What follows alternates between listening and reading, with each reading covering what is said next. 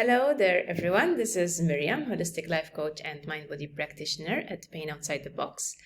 And today I'm going to be discussing two things which may directly impact individuals with chronic pain or indirectly be a factor when it comes to chronic pain. And those things are self-punishment and guilt. So let me start with self-punishment. So a lot of us tend to punish ourselves without even knowing. So for example, if you're a perfectionist, you tend to maybe write out a list of things that you ought to do today. And if you find out that you haven't managed to do all of the stuff on your list, you start to beat yourself up, you start to feel miserable. And as we know today, this kind of tendency creates anxiety, negative emotions, and these negative emotions can contribute to a dysregulated nervous system and hence to chronic symptoms. So the likelihood of developing mind-body symptoms. And we do this in several ways, right? So if we find that we haven't had a productive morning, we might decide to punish ourselves by trying to be extra productive in the evening, okay? And hence we pressure ourselves and, create more obstacles for ourselves. And sometimes self-punishment ties into the symptoms themselves. So some people have the belief that if they go out and do an activity that's fun, they will pay for it later by feeling fatigued or having chronic symptoms. So there's also this belief at play that usually comes from childhood that we will be somehow punished for some of our actions, especially if these actions are seen to be as selfish, okay? So things like having fun, like taking a break. People actually feel guilty sometimes without even realizing it. So what they would do is they would take a break while constantly thinking of the things that they should be doing instead, okay? And then when the break is over, and let's say in that case, the person wouldn't even have managed to relax during the break.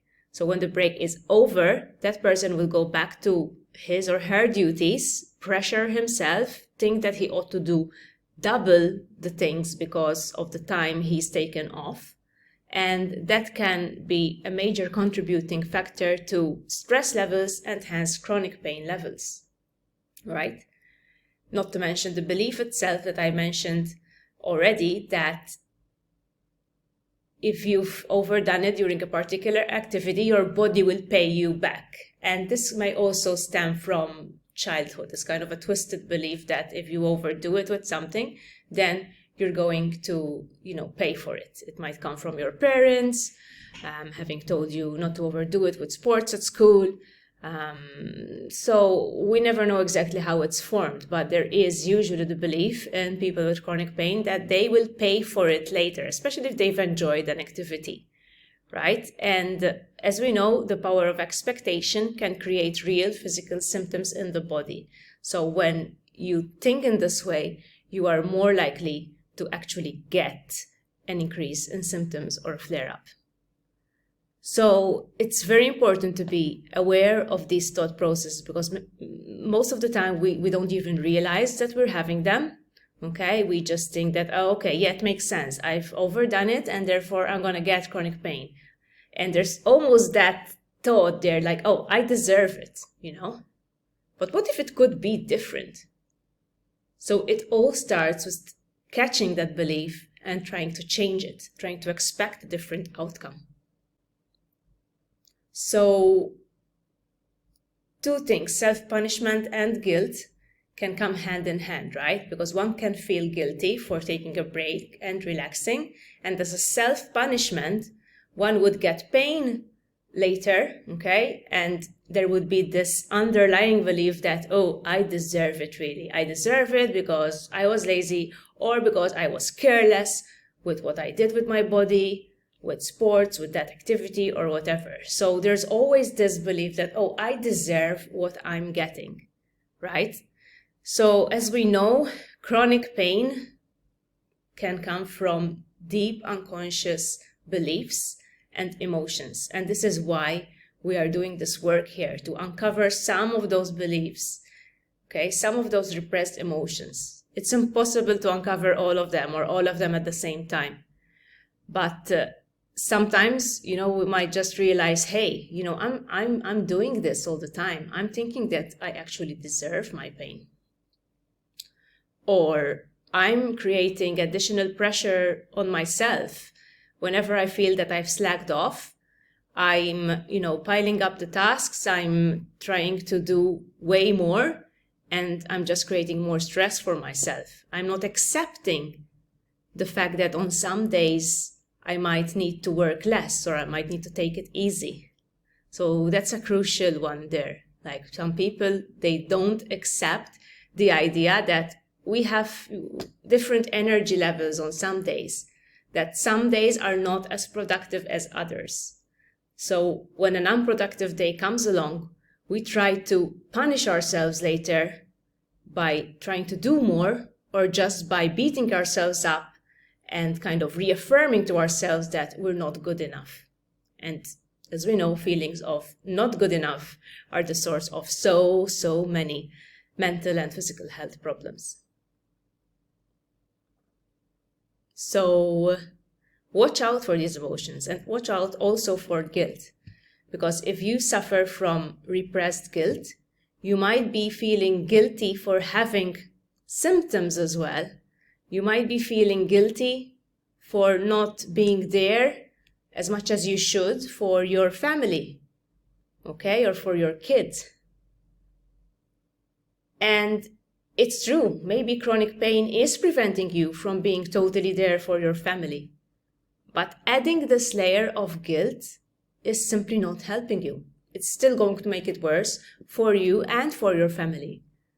So the first thing you have to do when you embark upon chronic pain recovery is to let go of the guilt. You might have made mistakes. You might be feeling guilty, yes, that you're not there for them as much as you would like to. But it's not helping you. It's not helping them.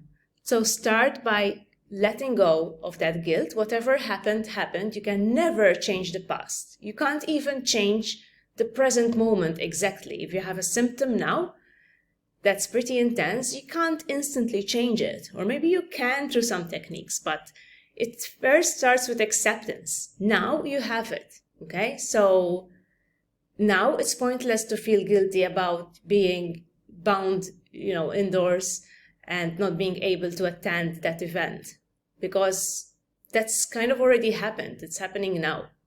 So the only thing that you can control right now are your feelings and your expectations for the future.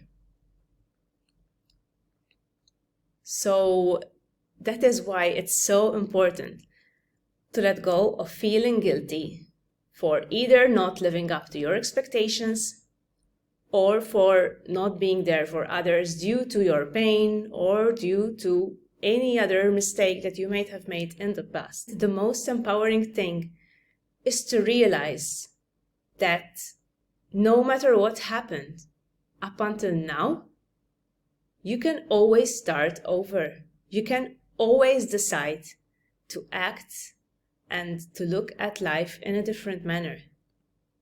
And when you start to look at life in a different manner, especially at chronic pain, as your messenger, as a reflection of your own emotional state, that's when things will start to change.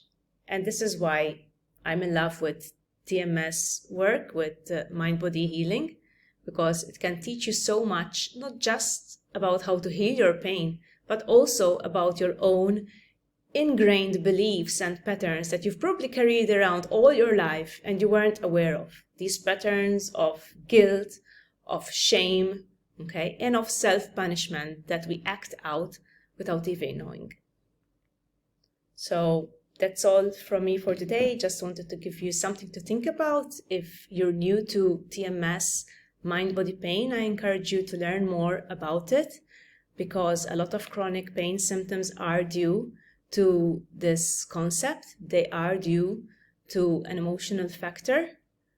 And once you learn about it, things will start to make sense. So I just leave some links to my website and to some resources in the description. And that's it. I'll see you again next time. Bye-bye.